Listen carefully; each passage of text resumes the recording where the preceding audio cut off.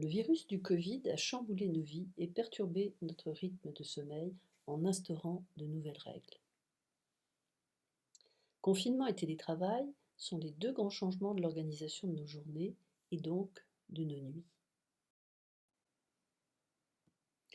Le réseau Morphée a montré qu'en période de confinement, 47% des personnes interrogées avaient un mauvais sommeil. Mauvais sommeil car horaire plus irrégulier, coucher plus tardif, diminution du temps de sommeil, tout ça en rapport essentiellement avec une moindre exposition à la lumière et avec une utilisation importante des écrans le soir. En fait, que se passe-t-il avec le confinement et le télétravail? On instaure vraiment un rythme de vie complètement différent. Il y a la sédentarité, on ne sort pas, on fait moins de sport, on s'expose moins tout simplement à la lumière du jour quand on est en train de marcher pour aller rejoindre le métro ou le bus. Il y a une perte des repères sociaux, une solitude qui peut être très importante, et le facteur stress, il est là, avec une inquiétude face à la pandémie, moins de relations avec les proches, et on voit que toute l'organisation de vie, de loisirs ou professionnels, va s'organiser autour des écrans. C'est-à-dire qu'on passe énormément de temps devant les écrans. Le confinement, c'est vraiment des difficultés pour notre horloge interne dans leur fonctionnement de tous les jours parce qu'elle n'arrive pas à se resynchroniser. En effet, les éléments qui sont importants avec la lumière apportée par le soleil, ben, il n'est pas là puisqu'on passe moins de temps dehors. Le synchroniseur social, celui qui fait qu'on se retrouve tous ensemble, on fait des choses tous ensemble, on mange tous ensemble, il est également absent. Et l'activité physique, avec une activité physique sportive, mais pas simplement. Le simple fait de marcher pour aller rejoindre le métro, et même dans le métro, le fait de marcher, ou bien de marcher un peu pour aller à l'école quand on est dans des zones plus de campagne, eh bien, on ne le fait pas, donc notre horloge n'a aucune information. Le stress rajoute énormément de difficultés parce que, qu'il soit implicite ou totalement explicite ressenti, il est constamment là avec cette atmosphère, disons, de danger et de menace que l'on perçoit au travers de l'information, au travers des journaux et au travers même des autres.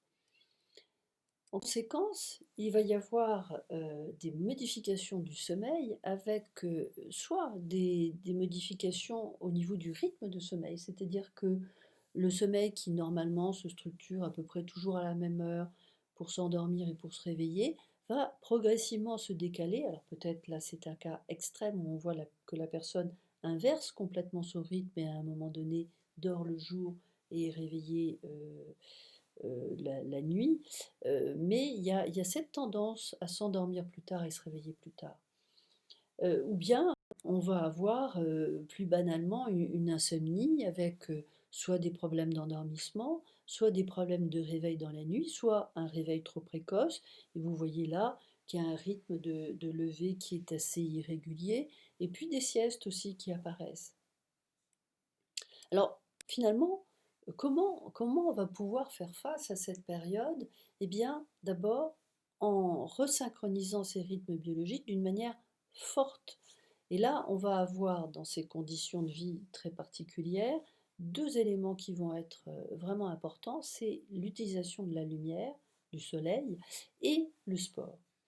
Alors, la lumière a un effet sur les rythmes qui est vraiment très très fondamental. Il est connu depuis les années 1980 pour cet effet de rythme qui est très particulier, c'est-à-dire que quand on s'expose à une lumière forte le matin, on s'endort plus tôt et on se réveille plus tôt. Inversement, si on utilise une lumière forte le soir, eh bien on va s'endormir plus tard et se réveiller plus tard. C'est strictement ce que l'on fait tous quand on regarde un écran le soir qui nous apporte une lumière proche de la lumière naturelle, et on va avoir tendance à repousser les horaires de sommeil. Si l'on fait du sport, que ce soit le matin tôt ou le soir tard, on va avoir le même effet sur le sommeil, donc attention.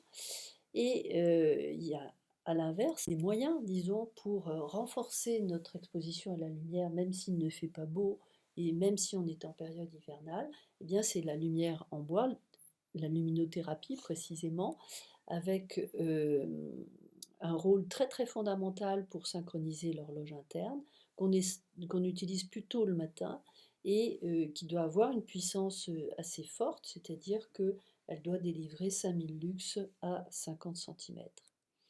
L'utilisation du sport sera aussi tout à fait intéressant, à la fois pour synchroniser nos rythmes, améliorer notre sommeil et même diminuer le stress.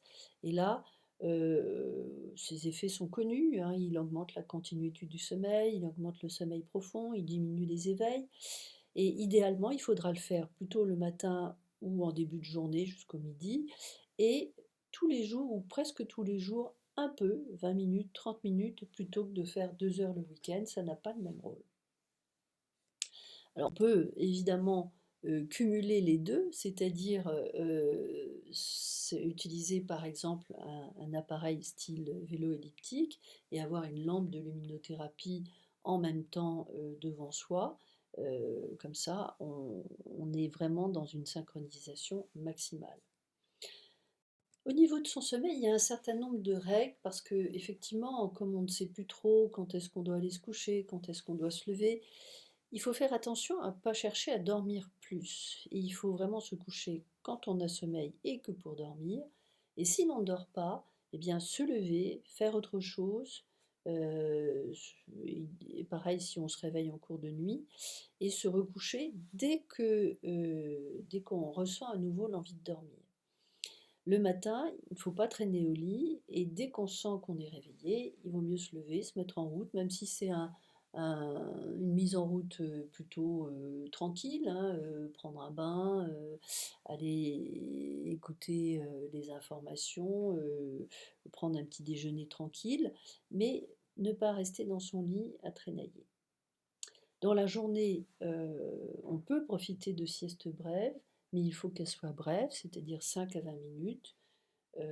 Sinon, si on utilise des siestes longues, on va avoir un retentissement avec un fractionnement dans la nuit. Un des problèmes quand on est beaucoup chez soi, c'est qu'on va avoir tendance à considérer le lit comme un lieu de repos, d'activité, de loisir, et on peut s'y coucher très tôt et se lever assez tard pour regarder la télé, pour manger, pour discuter, pour travailler. Et là, il faut savoir que quand on éloigne les bornes entre le coucher et le lever, le cerveau va avoir tendance à construire un sommeil en petits bouts, c'est-à-dire fractionner le sommeil et donc favoriser ce qui va être une pseudo-insomnie, alors qu'en réalité, il faudra plutôt rapprocher les horaires de coucher et les horaires de lever pour n'englober, si je puis dire, que le temps de sommeil dont on a besoin. Et du coup, le sommeil se régularise comme ça. Et c'est un des moyens, d'ailleurs, une des techniques de traitement comportemental de l'insomnie qui s'appelle la restriction du temps passé au lit.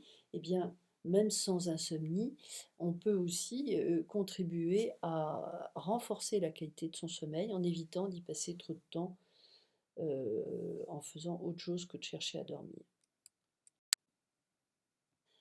Donc globalement, il va falloir changer ses habitudes pour garder le rythme. Réserver la chambre au sommeil et à l'intimité. La chambre, c'est vraiment un endroit intime, protecteur, cocooning, on se sent bien, on se sent protégé, ça permet de se déstresser comme ça. Alors, en période de confinement, ça peut être compliqué parce que la chambre peut être aussi le lieu de travail. Il va falloir être inventif pour bien séparer les espaces, l'espace travail, l'espace sommeil, y compris dans un studio. Il va falloir avoir une position travail, une position sommeil. Il faudra vraiment oublier les écrans 1 heure avant d'aller se coucher et déconnecter vos téléphones la nuit. Et renforcer les synchroniseurs, ça ce sera aussi vraiment fondamental, avec une petite chose toute simple, prendre plutôt sa douche le matin, ça permet d'augmenter sa température et de mettre en route plus facilement. Faire du sport le matin ou en début de matinée, ça on l'a vu. S'exposer à la lumière plutôt le matin là aussi. Et renforcer une régularité des horaires. Et là, j'insiste tout particulièrement sur l'heure du lever, qui est vraiment un horaire fondamental. Pour vous aider et pour bénéficier de conseils, vous pouvez remplir le questionnaire du sommeil que vous trouvez sur questionnaire-du-sommeil.réseaumorphée.fr. Vous aurez un petit bilan qui sera réalisé, des conseils personnalisés et peut-être une incitation à consulter s'il y a des anomalies qui ressortent du questionnaire. Donc, merci de votre attention.